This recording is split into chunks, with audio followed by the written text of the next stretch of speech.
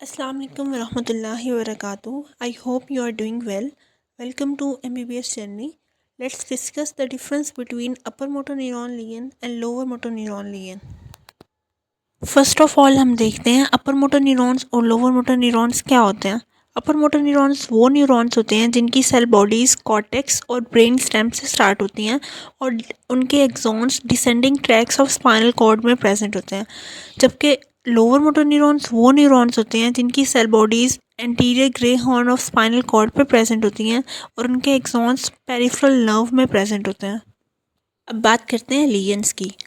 Cortex से descending tracks में कहीं भी इंजरी या डैमेज हो गया न्यूरॉन्स का, उसको हम कहेंगे अपर मोटर न्यूरॉन लीजन।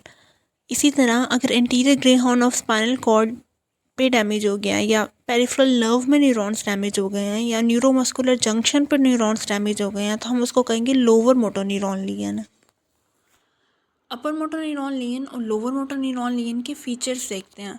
नंबर 1 पे है muscle tone. Upper motor neuron lesion में हाइपरटोनिया हो जाता है, जबकि लोअर मोटर न्यूरॉन लीजन में हाइपोटोनिया हो जाता है। यानी अपर मोटर न्यूरॉन लीजन में मसल टोन इंक्रीज़ हो जाती है, जबकि लोअर मोटर न्यूरॉन लीजन में मसल टोन डिक्रीज़ हो जाती है। अपर मोटर न्यूरॉन लीजन में मसल टोन इंक्रीज़ हो जाती है, जिसकी वजह से हो जाएगा स्पास्टिक पैरालिसिस, मतलब जो मसल्स होंगे वो अकड़े हुए होते हैं। जबकि लोअर मोटर न्यूरॉन लीजन में होता है फ्लैसिड पैरालिसिस, मतलब जो मसल्स होते हैं वो ढीले से होते हैं। अब हम देखते हैं कि ऐसा क्यों होता है। अपर मोटर न्यूरॉन्स जो होते हैं उनका एक इनहिबिटरी इन्फ्लुएंस होता है वो लोअर मोटर न्यूरॉन्स, ताकि उनकी एक्टिविटी एक बैलेंस में रहे और उनकी उसकी लिमिट क्रॉस ना हो।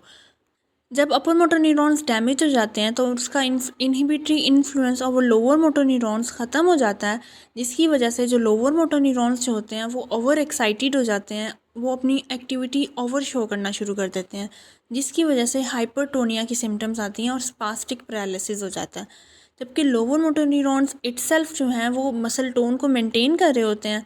जब वो खुद ही डैमेज हो जाते हैं तो मसल टोन मेंटेन नहीं होती, जिसकी वजह से हमारे पास हाइपोटोनिया हो जाता है, यानी मसल टोन कम हो जाती है। और मसल टोन अगर कम होगी तो मसल्स ढीले ढाले ही हमेशा होंगे ना, तो इसलिए इसकी वजह से हमारे पास फ्लैसिड पैरालिसिस होता है। अपर मोटर न्यूरॉन लीजन में हाइपरटोनिया की वजह से एक और सिम्टम शो होती है जिसको हम कहते हैं क्लास्प नाइफ रिजिडिटी। इसमें क्या होता है, जब भी कोई पैसिव मूवमेंट कराई जाती है अपर लिम्ब की या फिर लोअर लिम्ब की, तो इनिशियल रेजिस्टेंस आती है मूवमेंट में और फिर रैपिडली वो रेजिस्टेंस डिक्रीज़ हो जाती है। सेम उसी तरह जैसे हम एक पॉकेट नाइफ़ को क्लोज़ कर रहे होते हैं तो सबसे पहले वो एक रेजिस्टेंस शो करती है क्लोज़ होने के लिए और फिर एक रैपिड जर्क के थ्रू वो क्लोज़ हो जाती है।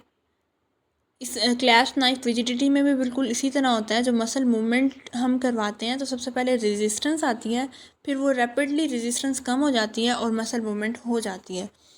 जिस तरह इस डायग्राम में भी दिखाया गया है, जो पहली फिगर है उसमें दिखाया हुआ है कि पहले रेजिस्टेंस आ रही है, लेकिन जो दूसरी फिगर है उसमें दिखाया गया है कि रेजिस्टेंस ख़त्म हो गई है और रैपिड मसल मूवमेंट हो गई है। नेक्स्ट फीचर है सुपरफिशियल रिफ्लेक्सेस। ये दोनों में एब्सेंट होते हैं, चाहे वो अपर मोटर न्यूरॉन लीजन हो या लोअर मोटर न्यूरॉन लीजन हो। जबकि डीप टेंडन रिफ्लेक्सेस जो हैं वो अपर मोटर न्यूरॉन लीजन में एग्जैजरेटेड होते हैं, जबकि लोअर मोटर न्यूरॉन लीजन में एब्सेंट होते हैं। अब इसकी रीज़न देखते हैं कि अपर मोटर न्यूरॉन लीजन में सुपरफिशियल रिफ्लेक्सेस तो एब्सेंट हैं, लेकिन डीप टेंडन रिफ्लेक्सेस प्रेजेंट हैं, एग्जैजरेटेड हैं।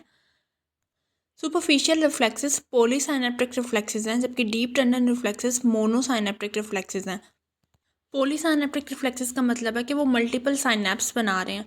फॉर एग्जांपल एक सेंसरी स्टिमुलस गया सेंसरी न्यूरॉन के थ्रू स्पाइनल कॉर्ड में, स्पाइनल कॉर्ड से ब्रेन में इंटीग्रेट हुआ, वहाँ से इंटर न्यूरॉन के थ्रू मोटर न्यूरॉन पे इंफॉर्मेशन आई, फिर इंफॉर्मेशन मोटर न्यूरॉन के थ्रू रिसेप्टर पे गई। इस तरह रिफ्लेक्स आर कंप्लीट हुई।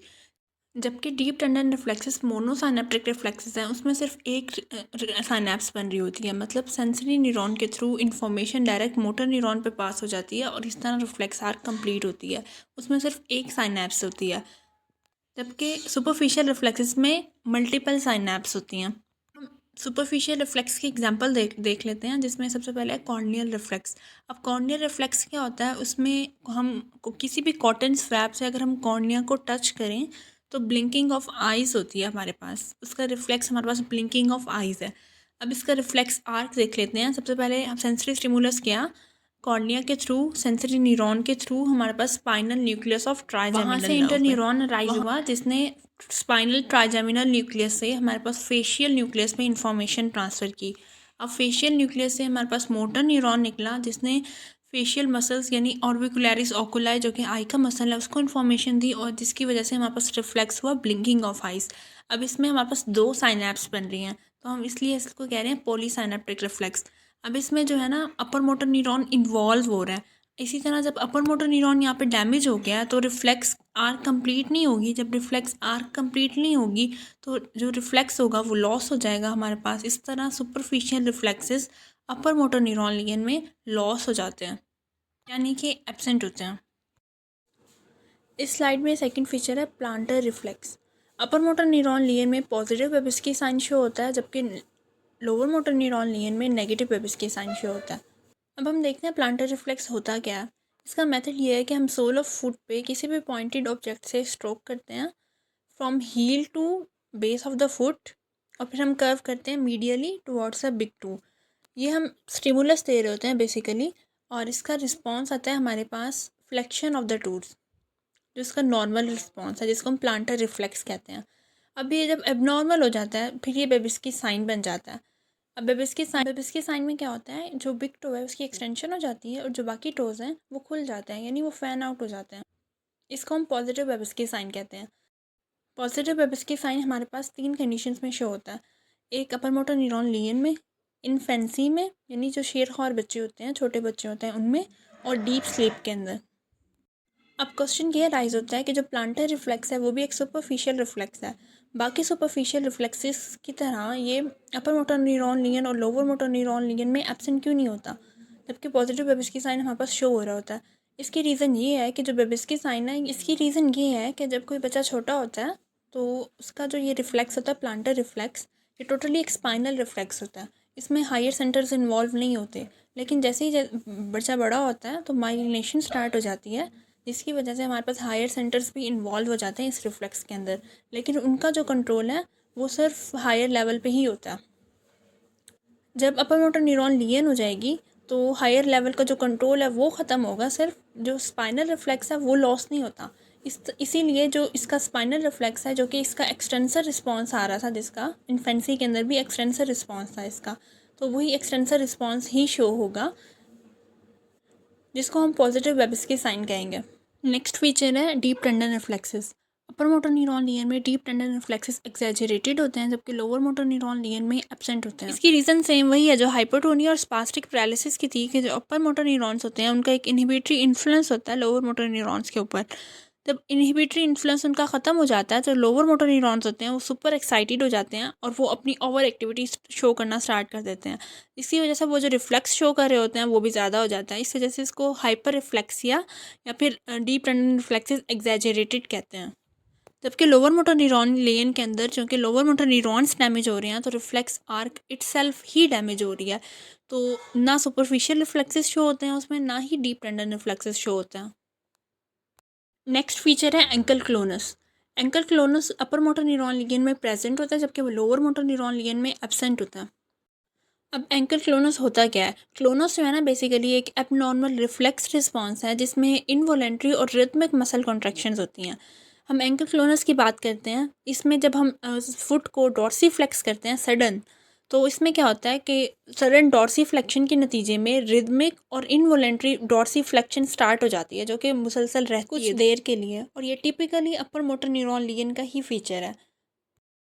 नेक्स्ट फीचर है मसल फेसिकुलेशन। मसल फेसिकुलेशन अपर मोटर न्यूरॉन लिगेंड में एब्सेंट होती हैं, जबकि लोअर मोटर न्यूरॉन लिगेंड में ये प्रेजेंट होती हैं। फेसिकुलेशन जिसको मसल ट्विचिंग भी कहते हैं, ये भी बेसिकली इनवॉलेंट्री कॉन्ट्रैक्शन है उस मसल की जिसको एक मोटर यूनिट या एक पेरिफेरल नर्व सप्लाई कर रही होती है। इसमें और एंकल क्लोनस में डिफरेंस ये है कि एंकल क्लोनस में हम स्टिमुलस दे रहे थे, यानी सडन डॉर्सी फ्लेक्स कर रहे थे जिसकी वजह से रिदमिक और इनवॉलेंट्री कॉन्ट्रैक्शन हो रही थी। लेकिन इसमें हम स्टिमुलस नहीं देते, इसमें खुद ही कॉन्ट्रैक्शन होती है, इनवॉलेंट्री होती है। अब इसकी रीज़न देखते हैं, फेसिकुलेशन क्यों होती है। रीज़न देखते हैं। Fasciculation is because of denervation हाइपर सेंसिटिविटी। डिनर्वेशन कहते हैं लॉस ऑफ नर्व सप्लाई को। जब लोअर मोटर न्यूरॉन डैमेज हो जाते हैं तो मसल को नर्व सप्लाई नहीं जाती, जिसकी वजह से मसल्स जो होते हैं ना वो अपने ऊपर रिसेप्टर्स इंक्रीज़ कर लेते हैं। जिस तरह हम देखते हैं किसी भी चीज़ की शॉर्टेज हो जाती है तो उसकी डिमांड बढ़ जाती है, तो उसको हासिल करने के लिए ना मुख्तलिफ इंतजामात किए जाते हैं कि किसी तरह वो हासिल हो जाए। तो इसी तरह जब मसल को नर्व सप्लाई नहीं आ रही होगी तो वो अपने ऊपर रिसेप्टर्स इंक्रीज़ कर लेते हैं। एक्स्ट्रा फ्यूजल फाइबर्स के ऊपर जब रिसेप्टर्स को इंक्रीज़ कर लेते हैं तो ये उनका एक रिस्पॉन्स होता है। जब रिसेप्टर्स इंक्रीज़ हो जाएंगे तो थोड़ा सा भी केमिकल चेंज होगा इर्द गिर्द में तो वो उसको रिस्पॉन्स करेंगे। जब थोड़ा सा भी केमिकल चेंज हुआ उन्होंने इसको रिस्पॉन्स किया जिसकी वजह से हमारे पास ट्विचिंग हो जाती है, मसल ट्विचिंग, जिसको हम फेसिकुलेशन या फिब्रिलेशन भी कहते हैं। नेक्स्ट फीचर है muscle atrophy. Lower motor neuron ligand के अंदर मसल एट्रॉफी शो होती है, अपर मोटर न्यूरॉन लिगन के अंदर शो नहीं होती। मसल एट्रॉफी का बेसिकली मतलब है मसल वेस्टिंग। जब लोअर मोटर न्यूरॉन लीजन हो जाएगी तो हम वॉलेंट्री एक्टिविटी नहीं कर पाएंगे। जब वॉलेंट्री एक्टिविटी नहीं कर पाएंगे तो जाहिर सी बात है मसल वेस्टिंग स्टार्ट हो जाती है ना। जब वो चीज़ काम नहीं आ रही तो वो डिजनरेट होना स्टार्ट हो जाती है। तो इसी तरह muscle atrophy lower motor neurons के अंदर होगी, अपर मोटर न्यूरॉन्स के अंदर नहीं होती। Thanks for watching, like share and subscribe.